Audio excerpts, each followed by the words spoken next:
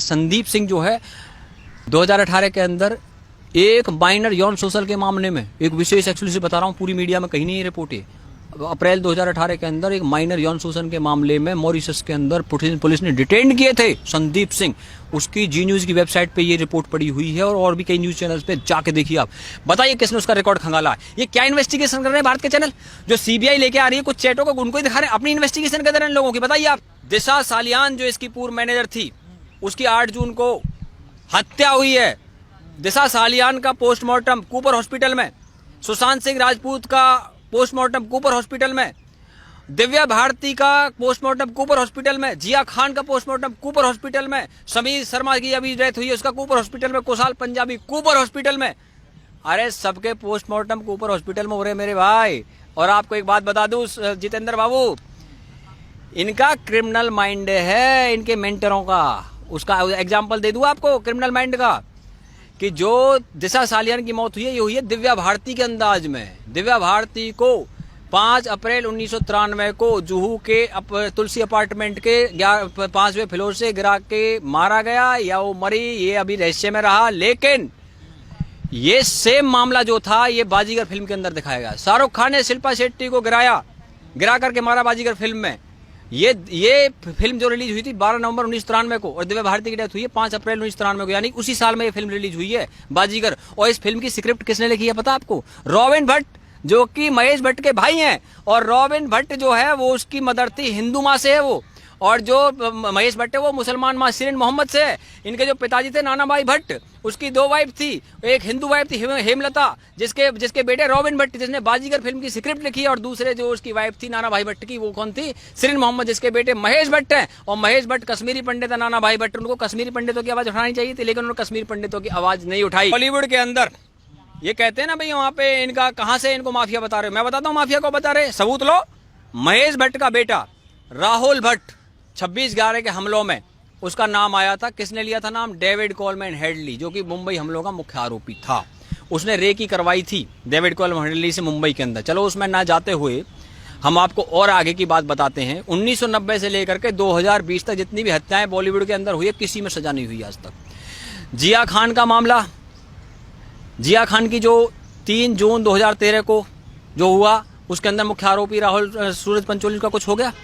दिव्या भारती मुख्य आरोपी साजिद नाडियाडवाला पे आरोप लगता है उसका कुछ हुआ। 1998 में उसकी फाइल बंद कर दी गई।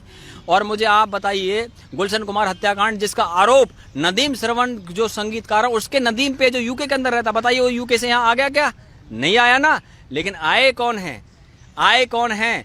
ये जो लोग सोचते हैं मुंबई में बैठ करके हमारा कोई कुछ नहीं करेगा। अरे भैया, अबू सलेम और मोनिका बेदी को पुर्तगाल से भारत लेके आ गए, और क्रिश्चियन मिशेल को दुबई से भारत लेकर के आ गए, एक्सट्रेडेट किया था। उसके अंदर Christian Michel Agusta Westland deal का मुख्य आरोपी था। और अगस्टा वेस्टलैंड डील वो डील है जिसके अंदर कोर्ट के ऑर्डर में लिखा है कि सिग्नोरा गांधी यानी कि श्रीमती Gandhi, Sonia Gandhi is the main accuse. Subramanian Swamy ने भारत की पार्लियामेंट में खड़े होकर के बोला था कि Sonia Gandhi is the main accused in Agusta Westland deal.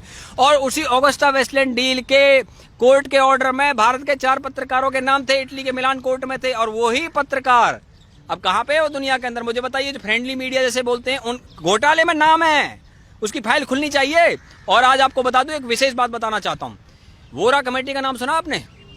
1993 के जो बम ब्लास्ट हुए थे उसके बाद में वोरा कमेटी बनी थी। उस वोरा कमेटी ने जो पॉलिटिक्स का अंडरवर्ल्ड के साथ घालमेल है बॉलीवुड वालों का, उसके लिए उन नामों की लिस्ट तय करी थी।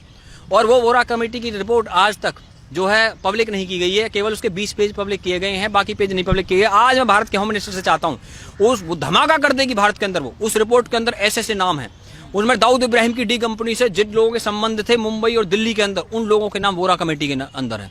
वोरा कमेटी की रिपोर्ट एक्सपोज की जानी चाहिए, क्योंकि भारत के पत्रकार भी, आपको पता है कि भारत का सुप्रीम कोर्ट रात को 3 बजे खुला, 25 एडवोकेट गए। किसके लिए खुला? दाऊद इब्राहिम की डी कंपनी का गुंडा था वो याकूब मेमन, जिसके लिए भारत का सुप्रीम कोर्ट खुला था। दुबई में बैठ करके उन लोगों ने यहाँ भारत के सुप्रीम कोर्ट के लिए एडवोकेट भिजवा दिए। और जहां तक बात है, आपको मैं बता दूं, आज ड्रग्स के मामले सामने आ रहे। अरे भैया, ड्रग्स के मामले, जितेंद्र जी, मैं एक ऐसा व्यक्ति हूँ, ये तो जब अभी सुशांत का केस आ गया इसलिए चैनल वाले बोल रहे हैं, हम तो पहले से भी जब इन चीजों की चर्चा करते रहे हैं, क्योंकि ये money laundering, drugs casting couch, इसका सारा जो वहां पे घालमेल है, ये एक मामला नहीं है, ये मल्टीपल मामले हैं।